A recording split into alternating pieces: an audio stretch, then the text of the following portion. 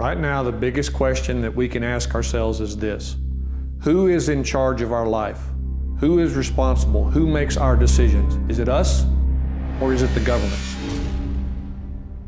Hi, my name is Eddie Craig. I'm a co-host of Rule of Law Radio, and I've been asked to bring some information to the public. In relation to the COVID-19 declaration of emergency that is going on right now in all the states, all over the union, and here in Texas specifically. We have an issue, folks, and the issue is that the things that are being done in the name of this virus are things that violate our protected rights as individuals, as business owners, and as a people. In Texas, we have specific constitutional requirements placed upon our government, beginning with our Bill of Rights in Article 1 and going into the powers of the legislature in Article 3. In Article 3, Section 62, it specifically says that they may not suspend the Bill of Rights, even in the case of an enemy attack upon the state of Texas. And the thing is that this is reinforced by the Bill of Rights itself under Article 1, Section 29 of the Texas Constitution. The Emergency Management Act in the state of Texas is in Chapter 418 of the Texas Government Code. Within that chapter, you will find specific powers given to the governor in relation to explaining what his duties are in a declared state of emergency, which he must do in writing. He is allowed to manage and write edicts and orders, executive orders, to specific state and local agencies and other entities that are acting on behalf of the state government during this declared disaster or emergency. However, his executive orders do not have the force and effect of binding public law upon members of the public or private businesses. They are limited strictly to the duties assigned by Chapter 418. This is all verifiable. You can go to the Texas Legislature website and look it up for yourself. The problem here is that they have a passage in there that specifically says that the governor's executive orders are given the force and effect of law. But remember, that force and effect is limited to that chapter, okay? Article 3, Sections 29 through 39 specifically dictate how binding public law in Texas is to be enacted by the state legislature. Article 3, Section 1 specifically says that power is delegated solely to the legislature, and any laws they create must originate in one of the two houses of the legislature.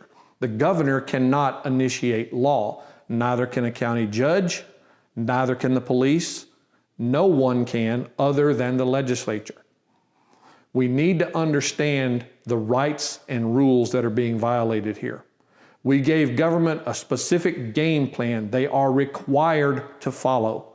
This is not something they can change on a whim or simply because they feel it is necessary.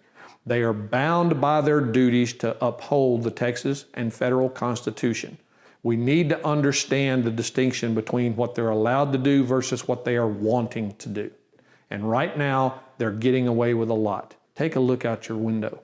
Take a look down the main street in your town, and you will see all of the shuttered doors and windows. You will see people that will never return to that business again because they no longer have any money. It's very important to understand, folks, that every state of the union has its own constitution. Within that constitution, there are specifically delegated powers to your government actors. There are specifically reserved and protected rights that belong to you. As Americans, we have inherent unalienable rights. We have the right to survive. We have the right to work. We have the right to make a living for ourselves in any lawful occupation. The government has no authority to say that we cannot. We never gave them that power. Every state has a constitution specifically to protect these inherent unalienable rights. There is no lawful authority behind what they're doing. None. Zero. Why? Because no matter what law the legislature enacts, it must comply with the state and federal constitutions. When it does not, it's no law at all. We are in this together, and we should use that narrative to our advantage. Just like in any other battle that is necessary to be fought. We don't do it because we want to harm others, but we do it to preserve and persevere. Every business, every activity, every ability to move about and do your daily living is now completely under government control. So folks, you need to understand where your power lies. And it lies in us working together in unity to do the very thing they least expect. Throw off their rules and their regulations and their oppression and act according to your own consciousness. Okay? Your conscience controls everything if you let it. Don't let fear bury it. Folks, I would like to end this message by reading something to you that was sent to me by a friend. And just like that, the government controls all sporting events, concerts, jobs, colleges, medical facilities, whether or not you can leave your house, controls all travel.